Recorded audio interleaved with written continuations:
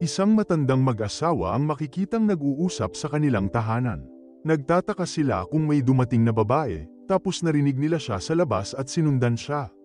Bigla silang nakitang kinaladkad ang isang babae sa loob ng bahay, habang sinasabi ng asawa na akin ang sanggol at hinampas ang babae sa ulo.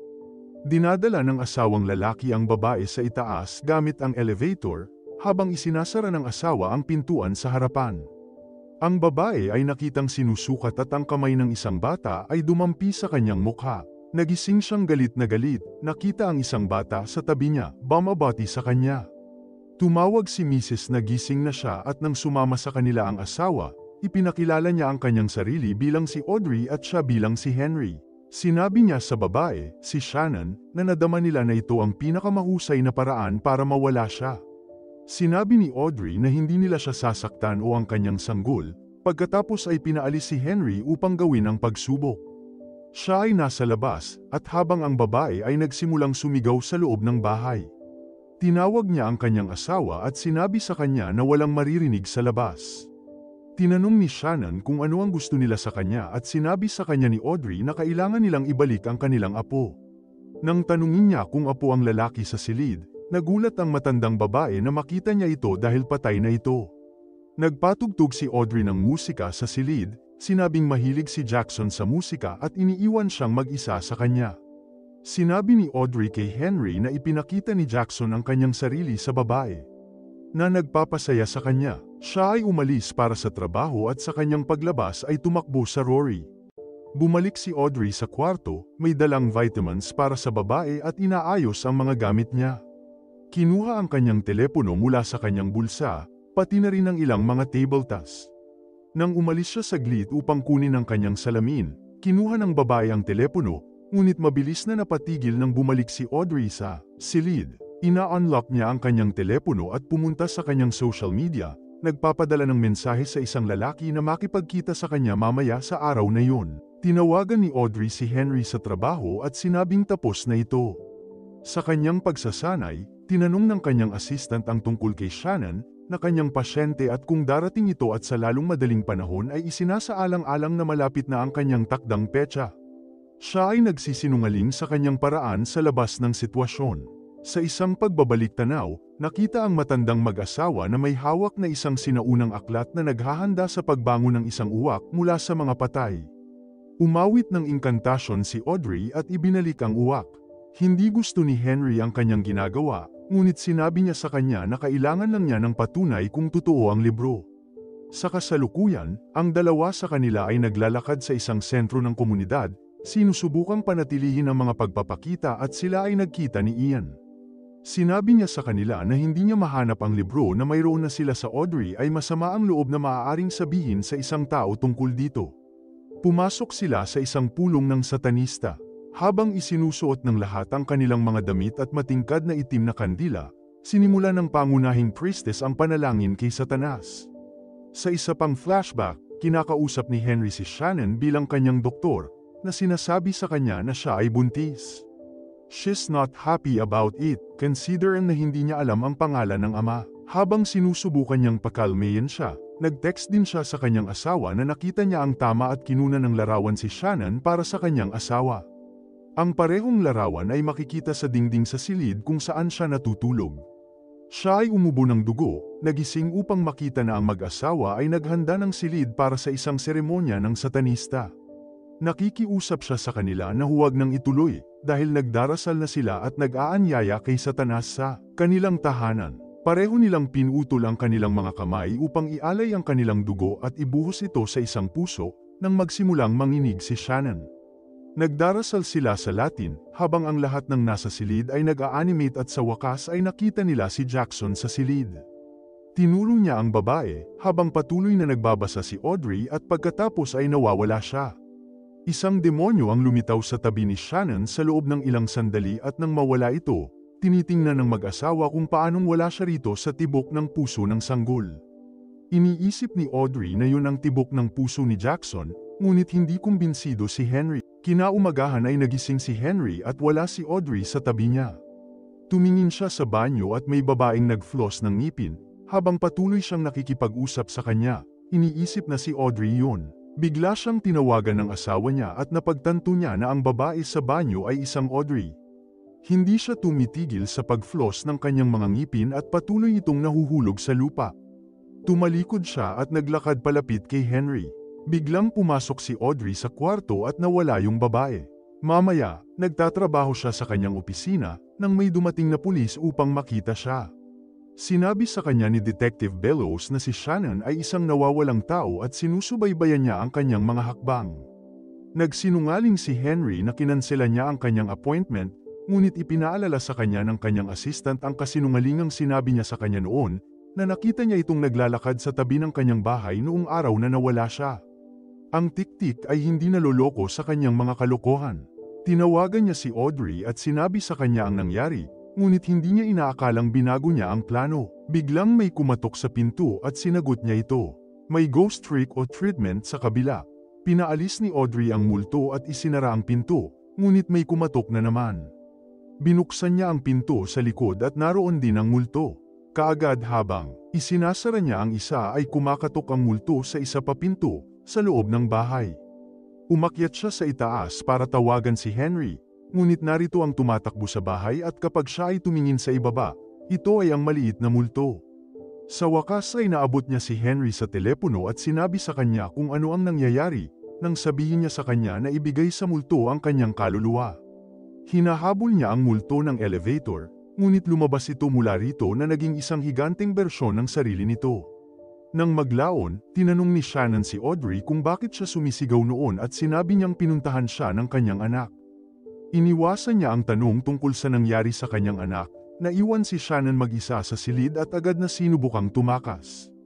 Ngunit kapag naabot niya ang isa sa kanyang mga pagpigil, siya ay isang lalaki na suffocate sa tabi ng kanyang kama. Tumayo siya, naglakad-lakad sa paligid ng silid, pagkatapos ay napansin siya at lumakad pabalik sa kanya. Gumagapang sa ibabaw niya at kumagat sa kanyang buntis na tiyan habang sinisigawan niya si Audrey. Nasa pintuan na siya at hindi ito mabuksan, ngunit nang mabuksan niya ito, tumakbo papunta sa kanya ang nakalulungkot na multo. Biglang lumitaw si Henry, pinatigil ang makamulto na pagpapakita. Naghahanda na ang mag-asawa para matulog, habang sinasabi sa kanya ni Henry na tinahi niya si Shannon at magiging okay siya. Hindi alam ni Audrey ang kanilang ginawa at iniisip kung nagkamali sila. Sa isang flashback, nakipagkita si Henry kay Shannon sa labas ng kanyang bahay. Excited na siyang maging ina. Hindi na siya natatakot. Bumalik sa kasalukuyan, bumalik si Rory at pinuntahan siya ni Henry, habang plano ni Audrey na pakalmayan si Shannon.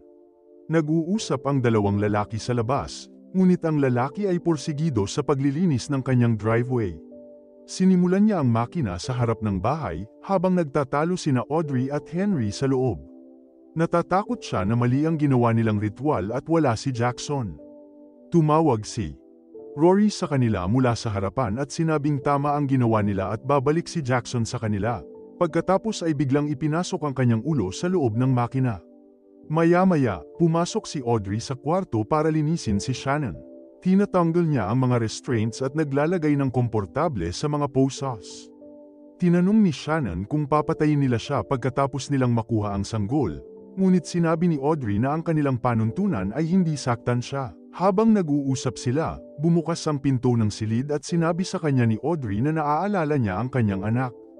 Siya ay nasa parehong aksidente kasama si Jackson, ngunit hindi niya alam kaagad. Nagpakamatay siya sa elevator sa bahay.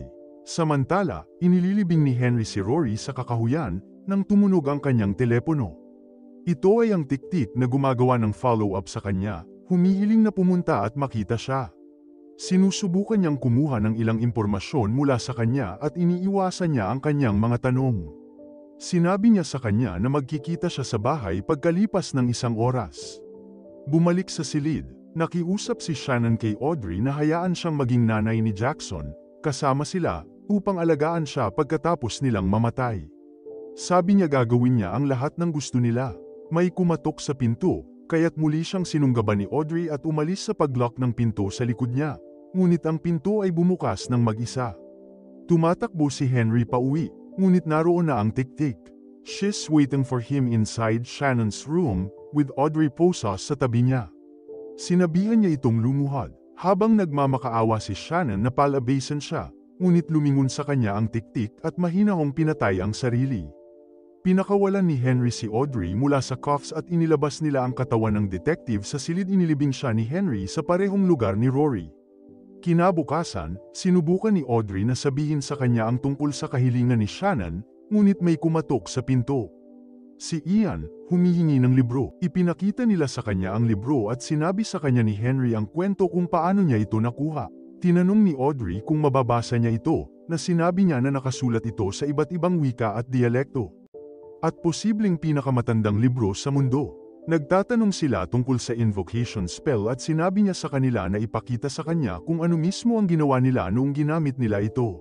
Kapag ginawa nila, sinabi niya na kapag ang pinto sa purgatorio ay nabuksan, bawat multo doon ay maghahanap ng host. Nagtanong siya tungkol sa host na ginamit nila at dinala nila siya kay Shannon. Tinanong nila si Ian kung nandoon si Jackson at sumagot siya na wala, ngunit maaari siyang maging. Kailangan nilang tapusin ang seremonya sa pamamagitan ng paghahandog ng ina.